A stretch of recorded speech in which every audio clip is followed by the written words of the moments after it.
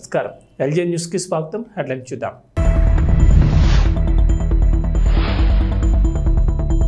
రేపటి నుంచి పార్లమెంట్ సమావేశాలు. 6 బిల్లులు రెడీ చేసిన కేంద్రం.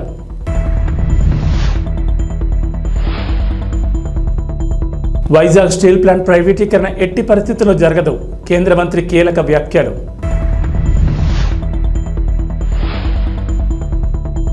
ఏపీ తెలంగాణలో భారీ వర్షాలు. ప్రజలకు హెచ్చరిక. పలు జిల్లాల్లో అత్యంత భారీ వర్షాలు.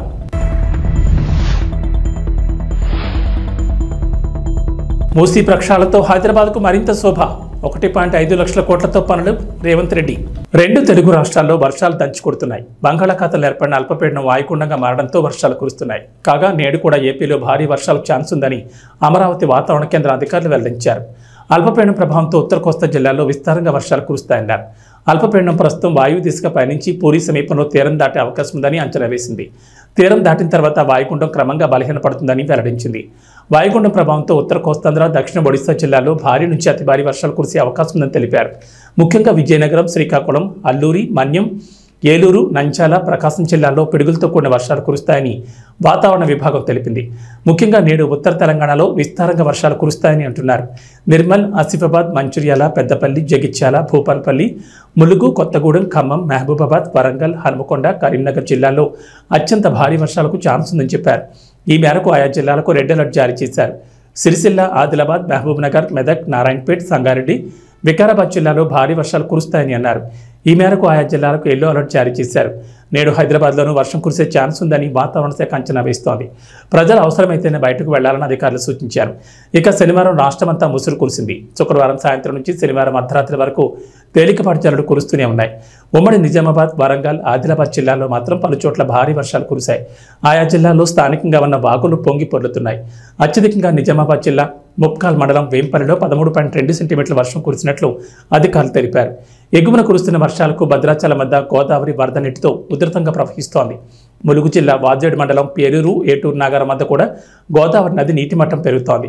భూపాలపల్లి జిల్లా కాళేశ్వరం వద్ద గోదావరి, ప్రాణహిత నదుల్లోకి పెద్ద ఎత్తున వరద నీరు వచ్చి చేరుతోంది. దీంతో ఈ నదులు కూడా ఉధృతంగా ప్రవహిస్తున్నాయి.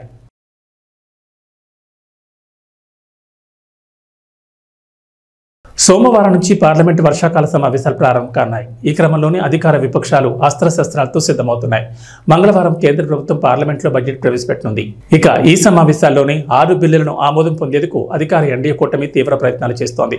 మరోవైపు పార్లమెంటు వర్షాకాల సమావేశాల సందర్భంగా లోక్సభలో ప్రతిపక్ష నేతగా ఉన్న రాహుల్ గాంధీకి ఎడిటర్స్ గిల్డ్ లేఖ రాసింది. మార్చిలో మధ్యంతర బడ్జెట్ను ప్రవేశపెట్టిన నరేంద్ర మోడీ నేతృత్వంలోని ఎన్డీఏ సర్కార్ పూర్తిస్థాయి బడ్జెట్ను పెట్టేందుకు రంగం సిద్ధం చేసుకుంది. ఈ క్రమంలోనే రేపటి నుంచి పార్లమెంటు వర్షాకాల సమావేశాలు మొదలు కానున్నాయి. ఈ నెల 23వ తేదీన కేంద్ర ఆర్థిక శాఖ మంత్రి నిర్మలా సీతారామన్ బడ్జెట్ను ప్రవేశపెట్టనున్నారు.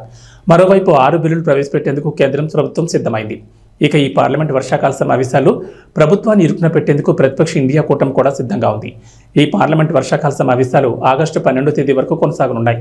ఇటీవల దేశవ్యాప్తంగా తీవ్ర సంచలనంగా మారిన నీట్ పేపర్ లీకేజ్, వరుస రైలు ప్రమాదాలు, ఇతర అంశాలపై నరేంద్ర మోడీ సర్కార్ని ఎండగట్టేందుకు ప్రతిపక్షం రెడీ అయింది.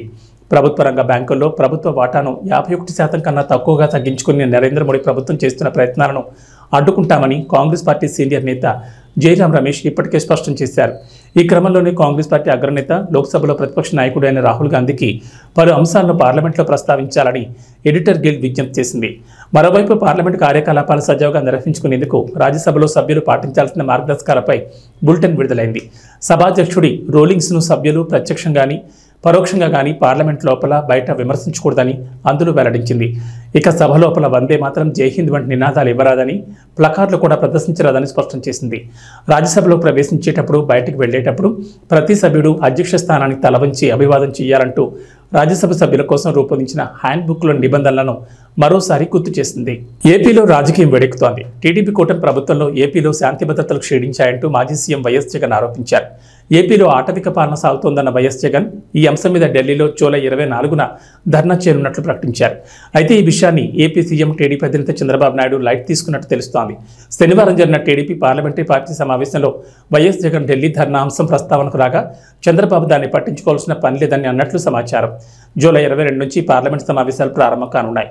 ఈ నేపథ్యంలో పార్లమెంట్లో అనుసరించాల్సిన వ్యూహంపై టీడీపీ అధినేత సీఎం చంద్రబాబు నాయుడు టీడీపీ ఎంపీలతో చర్చించారు. సీఎం చంద్రబాబు అధ్యక్షతన టీడీపీ పార్లమెంటరీ పార్టీ సమావేశం శనివారం జరిగింది. ఈ సమావేశంలో పార్లమెంట్లో అనుసరించాల్సిన వ్యూహంపై చంద్రబాబు ఎంపీలకు దిశానిర్దేశం చేశారు. ఆంధ్రప్రదేశ్ అభివృద్ధి ప్రధాన ఎజెండాగా పనిచేయాలని ఎంపీలకు సూచించారు. కేంద్రం నుంచి రాష్ట్రానికి వీలైన నిధులు రాబట్టాలని సూచించారు. అవసరమైతే ఇందుకు మంత్రుల సహకారం తీసుకోవాలన్నారు. వివిధ శాఖలకు సంబంధించిన సమాచారం మంత్రుల నుంచి తీసుకుని కేంద్ర ప్రభుత్వంతో సంప్రదింపులు జరపాలని చంద్రబాబు ఎంపీలకు సూచించారు. అవసరమైతే మంత్రులకు కూడా ఢిల్లీకి తీసుకువెళ్లాలని చెప్పారు. ఇదే సమయంలో జూలై 24న వైఎస్ జగన్ ఢిల్లీ ధర్నా అంశం పార్లమెంటరీ పార్టీ సమావేశంలో చర్చకు వచ్చినట్లు తెలిసింది. అయితే దీనిపై చంద్రబాబు ఆసక్తికర వ్యాఖ్యలు చేసినట్లు సమాచారం. ఎంపీలు అమరావతి, పోలవరం ప్రాజెక్టులకు కేంద్రం నుంచి రావాల్సిన సహకారం, నిధులపై దృష్టి పెట్టాలని చంద్రబాబు సూచించినట్లు తెలిసింది. వైఎస్ జగన్ వైసీపీ గురించి ఆలోచన చేయాల్సిన అవసరం లేదని చంద్రబాబు ఎంపీలతో అన్నట్లు సమాచారం. వైఎస్ జగన్ గురించి ఆలోచించే ఒక్క క్షణం సమయాన్ని కూడా రాష్ట్రం కోసం ఆలోచించాలని ఓ మంత్రి సమావేశంలో అభిప్రాయమైనట్లు సమాచారం. అయితే వైఎస్ జగన్ ఢిల్లీలో ఏం చేస్తారనేది ముఖ్యం కాదని, మనం ఏం చేయాలనేది ముఖ్యమని చంద్రబాబు ఎంపీలతో అన్నట్లు తెలిసింది. వైఎస్ జగన్ ధర్నాను పట్టించుకోవాల్సిన పని లేదని చంద్రబాబు చెప్పినట్లు సమాచారం. అయితే ఏపీలో శాంతి భద్రతలు క్షీణించాయని మాజీ సీఎం వైఎస్ జగన్ ఆరోపిస్తున్నారు. వినుకొండలో హత్యకు గురైన రషీద్ కుటుంబ సభ్యులను శుక్రవారం వైఎస్ జగన్ పరామర్శించారు. అండగా ఉంటామని ధైర్యం చెప్పారు. ఏపీలో టీడీపీ కూటమి ప్రభుత్వం అధికారంలోకి వచ్చాక రాజకీయ ప్రేరేపిత దాడులు పెరిగాయన్న వైఎస్ జగన్ ఈ విషయాన్ని కేంద్రం దృష్టికి తీసుకువెళ్తామని అన్నారు. అందులో భాగంగా జూలై 24న ఢిల్లీలో వైసీపీ ఎంపీలు, ఎమ్మెల్యేలు, ఎమ్మెల్సీలతో కలిసి ధర్నా చేయనున్నట్లు జగన్ ప్రకటించారు. అనంతరం రాష్ట్రపతి, ప్రధానమంత్రి నరేంద్ర మోడీని కలిసి ఏపీలో రాష్ట్రపతి పాలనకు డిమాండ్ చేస్తామని వైఎస్ జగన్ తెలిపారు. డిప్యూటీ సీఎం పవన్ కళ్యాణ్ అనుకున్న సాధించారు. అధికారంలోకి వచ్చినప్పటి నుంచి కేరళ కేడర్కు చెందిన యువ ఐఏఎస్ అధికారి ఎం కృష్ణ తేజను డిప్యూటేషన్ మీద ఆంధ్రప్రదేశ్ రప్పించాలని పట్టుదలగా ఉన్న జనసేన కోరిక నెరవేరింది. తాజాగా ఆంధ్రప్రదేశ్ ప్రభుత్వం మరోసారి భారీగా ఐఏఎస్ల బదిలీ చేపట్టింది. ఏకంగా 62 మంది ఐఏఎస్ అధికారులకు స్థానచలనం కలిగింది. ఇందులో ఐఏఎస్ కృష్ణ తేజకు పంచాయతీరాజ్ గ్రామీణాభివృద్ధి శాఖ డైరెక్టర్గా బాధ్యతలు అప్పగించారు. ఆంధ్రప్రదేశ్లో భారీగా ఐఏఎస్లు ట్రాన్స్ఫర్లు చోటు చేసుకున్నాయి. ఒకేసారి 62 మంది ఐఏఎస్ అధికారులను ఏపీ ప్రభుత్వం బదిలీ చేస్తూ నిర్ణయం తీసుకుంది. ఈ మేరకు ఐఏఎస్ల బదిలీపై శనివారం రాత్రి ఆంధ్రప్రదేశ్ ప్రభుత్వ ప్రధాన కార్యదర్శి నీరబ్ కుమార్ ప్రసాద్ ఉత్తర్వులు జారీ చేశారు. కేరళ కేడర్లో పనిచేస్తున్న ఏపీకి చెందిన యువ ఐఏఎస్ ఎం కృష్ణ తేజను డిప్యూటీ సీఎం పవన్ కళ్యాణ్ ప్రత్యేక విజ్ఞప్తితో డిప్యూటేషన్ మీద సొంత రాష్ట్రానికి రప్పించారు.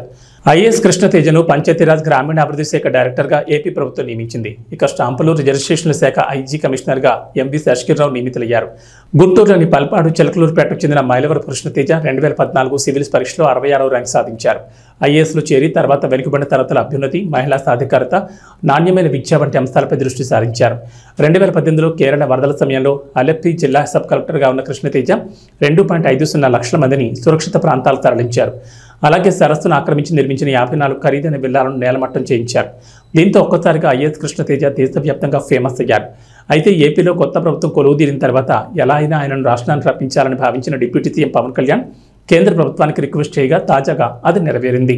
ఏపీలో భారీగా ఐఏఎస్ ఆఫీసర్ల బదిలీ జరిగాయి. ప్రభుత్వ యంత్రాంగం మీద పట్టు పెంచుకునే క్రమంలో ఇప్పటికే పలుసార్లు ఐపీఎస్, ఐఏఎస్ల అధికారులను టీడీపీ ప్రభుత్వం బదిలీ చేసింది. అయితే తాజాగా ఏకంగా 62 మంది ఐఏఎస్ అధికారులను బదిలీ చేశారు. టీడీపీ కూటమి ప్రభుత్వం ఏర్పడిన తర్వాత తొలిసారిగా ఎంతమందిని బదిలీ చేయడం ఇదే తొలిసారి. బదిలీలపై కొన్ని రోజులుగా కసరత్తు చేసిన చంద్రబాబు ఈ మేరకు వీరిని బదిలీ చేస్తుంది నిర్ణయం తీసుకున్నారు. బదిలీలపై ఏపీ ప్రభుత్వ ప్రధాన కార్యదర్శి నీరబ్ కుమార్ ప్రసాద్ ఈ మేరకు ఉత్తర్వులు జారీ చేశారు. ఏపీలో మరోసారి ఐఏఎస్ అధికారుల బదిలీ జరిగాయి. టీడీపీ కూటమి ప్రభుత్వం అధికారంలోకి వచ్చినటి నుంచి ఇప్పటి వరకు పలువురు ఐపీఎస్, ఐఏఎస్ అధికారులను బదిలీ చేశారు. తాజాగా మరోసారి ఏపీలో భారీగా ఐఏఎస్ అధికారుల బదిలీలు చోటు చేసుకున్నాయి. 62 మంది ఐఏఎస్ అధికారులను బదిలీ చేశారు. ఈ మేరకు ప్రభుత్వ ప్రధాన కార్యదర్శి నీరబ్ కుమార్ ప్రసాద్ శనివారం ఉత్తర్వులు జారీ చేశారు. కూటమి ప్రభుత్వం ఏర్పడిన తర్వాత ఈ స్థాయిలో బదిలీ జరగడం ఇదే తొలిసారి. కాగా బదిలీలపై గత కొన్ని రోజులుగా సీఎం చంద్రబాబు కసరత్తు చేసినట్లు తెలిసింది.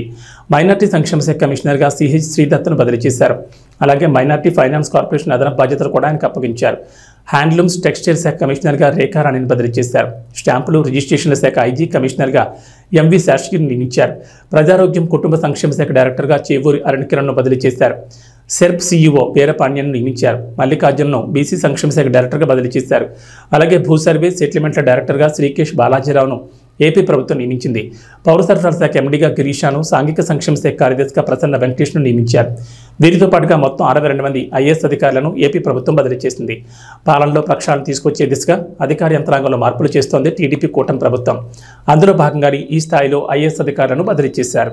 వైజాగ్ స్టీల్ ప్లాంట్ ప్రైవేటీకరణపై కేంద్ర పౌర విమానయాన శాఖ మంత్రి కింజరపు రామ్మోహన్ నాయుడు కీలక వ్యాఖ్యలు చేశారు. ఎట్టి పరిస్థితుల్లోనూ ప్రైవేటీకరణ జరగదని రామ్మోహన్ నాయుడు స్పష్టం చేశారు.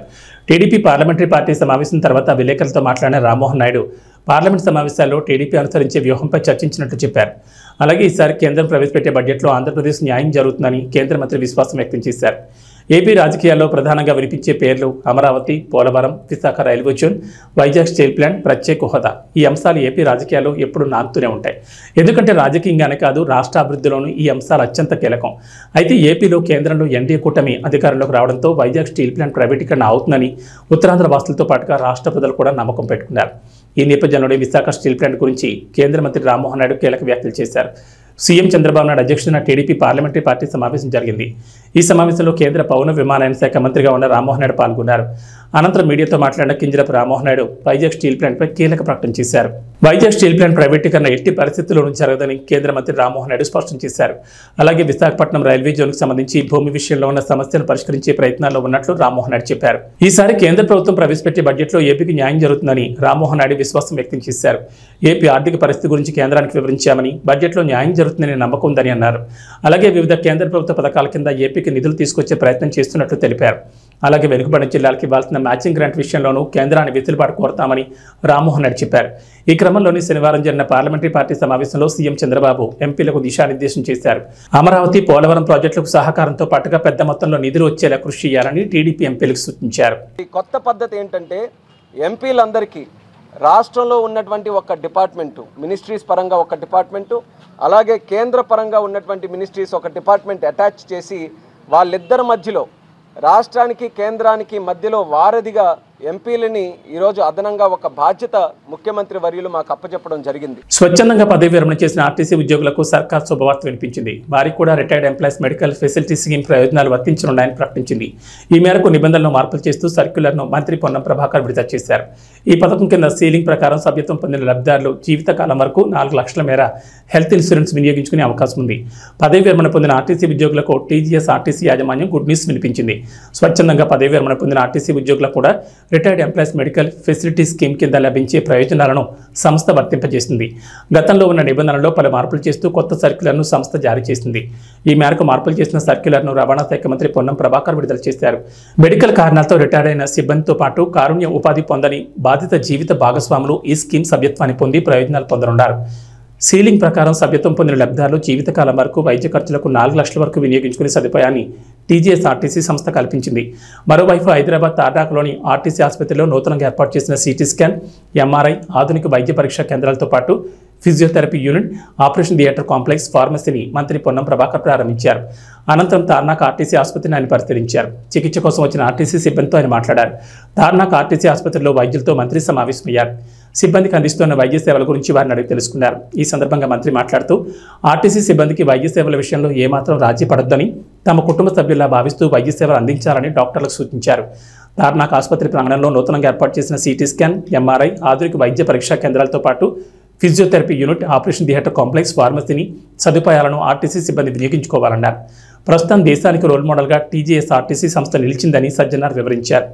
మరోవైపు ఆర్టీసీ సిబ్బంది ఆరోగ్య సంరక్షణకు పెద్దపీట వేస్తూ తార్నాక ఆసుపత్రిని సూపర్ స్పెషాలిటీ సంస్థ మార్చిందని తెలిపారు. ప్రస్తుతం ప్రతిరోజు 1500 మంది ఉద్యోగులు ఓపీ సేవలు వినియోగించుకుంటున్నారని వివరించారు.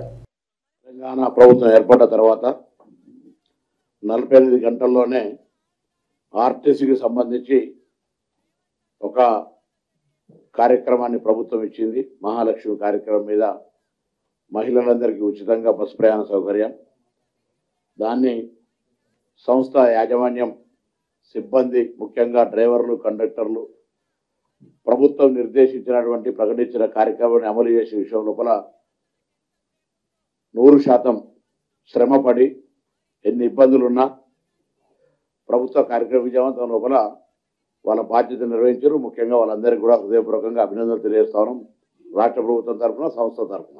సంస్థను ముందుకు తీసుకోవాలని అందరం కలిసి మాట మనవి చేస్తూ, అందరం కూడా కలిసి గౌరవ పెద్దల యొక్క ఆదేశాల మేరకు 21% మరి ఫిట్మెంట్గా దాని యొక్క ఇచ్చేటువంటి ఒక కార్యక్రమం నిర్ణయం తీసుకోవడం జరిగింది.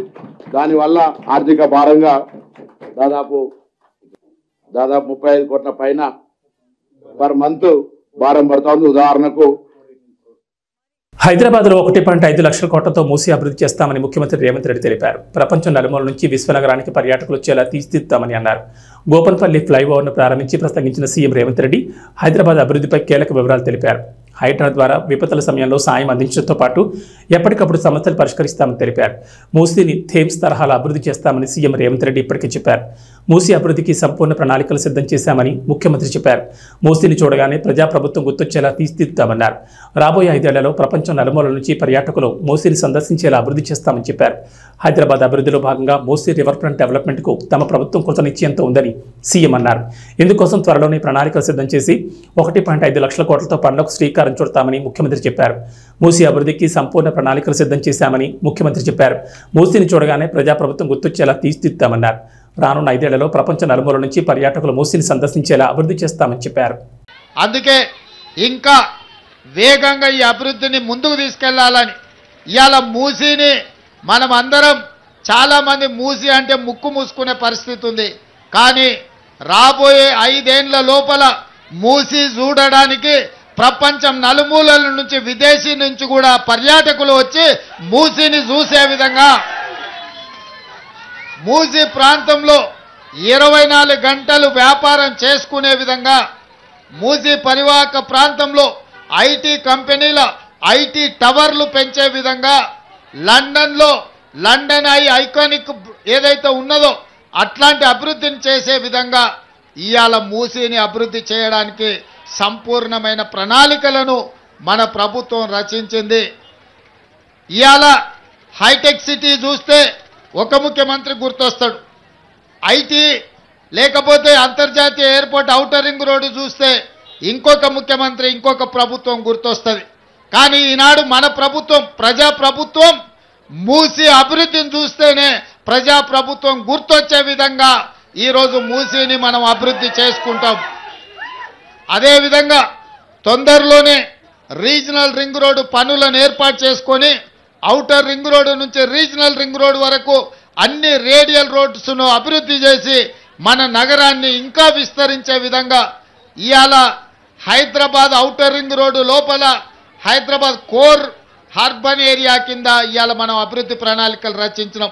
అందుకే ఔటర్ రింగ్ రోడ్డు వరకు ఔటర్ రింగ్ రోడ్డు లోపల ఉన్న హైదరాబాదును కోరు హైదరాబాద్గా నిర్ణయించి దాన్ని మొత్తానికి కబ్జాలను నియంత్రించడానికి ఎక్కడికక్కడ నీళ్లు నిలిచిపోతుంటే తొలగించడానికి ట్రాఫిక్ సమస్యల్ని తగ్గించడానికి హైడ్రా అని ఒక కొత్త సంస్థను ఏర్పాటు చేసినాం. ఔటర్ రింగ్ రోడ్డు నుంచి రీజనల్ రింగ్ రోడ్డు మధ్యలో సెమీ అర్బన్ అంటే పెరి అర్బన్ కింద ఇతర ప్రాంతాలను అభివృద్ధి చేసి ఫార్మా క్లస్టర్స్ను అదేవిధంగా శాటిలైట్ టౌన్షిప్లను అభివృద్ధి చేసి ఈరోజు నగరాన్ని విస్తరించడానికి కావాల్సిన ప్రణాళికలు సిద్ధం చేస్తున్నాం. మీరందరి సహకారం ఉండాలి, అభివృద్ధిలో మీరు భాగస్వాములు కావాలి. అందుకే ఇంకా వేగంగా ఈ అభివృద్ధిని ముందుకు తీసుకెళ్లాలని ఇవాళ మూసీని మనం అందరం చాలామంది మూసీ అంటే ముక్కు మూసుకునే పరిస్థితి ఉంది. కానీ రాబోయే 5 ఏళ్ల లోపల మూసీ చూడడానికి ప్రపంచం నలుమూలల నుంచి విదేశీ నుంచి కూడా పర్యాటకులు వచ్చి మూసీని చూసే విధంగా మూసీ ప్రాంతంలో 24 గంటలు వ్యాపారం చేసుకునే విధంగా మూసీ పరివాహక ప్రాంతంలో ఐటీ కంపెనీల ఐటీ టవర్లు పెంచే విధంగా లండన్లో లండన్ ఐ ఐకానిక్ ఏదైతే ఉన్నదో అట్లాంటి అభివృద్ధిని చేసే విధంగా మాస్ మహారాజా రవితేజ హరిశంకర్ కాంబోలో తెరకెక్కుతున్న మిస్టర్ బచ్చన్ షూటింగ్ ఇప్పటికే చాలా వరకు పూర్తయింది. తాజాగా ఈ చిత్రం రిలీజ్ డేట్ పై క్లారిటీ వచ్చింది. అక్టోబర్ 10న ఈ చిత్రాన్ని రిలీజ్ చేసేందుకు మేకర్స్ ప్రయత్నిస్తున్నారంటూ వార్తలు వచ్చిన సంగతి తెలిసిందే. అయితే తాజాగా అంతకంటే ముందే ఆగస్టు నెలలో సినిమాను రిలీజ్ చేయాలని డిసైడ్ అయ్యారట. మరి ఈ సినిమా ఏ రోజు రిలీజ్ అయ్యే అవకాశం ఉందంటే మాస్ మహారాజా రవితేజతో దర్శకుడు హరిశంకర్ తీస్తున్న హ్యాట్రిక్ చిత్రం మిస్టర్ బచ్చన్. ఈ cinema Bollywood hero Ajay Devgan super hit రైడ్కి రీమేక్ అన్న సంగతి తెలిసిందే. ప్రస్తుతం మేకర్ సినిమా పోస్ట్ ప్రొడక్షన్ పనిలో బిజీగా ఉన్నారు.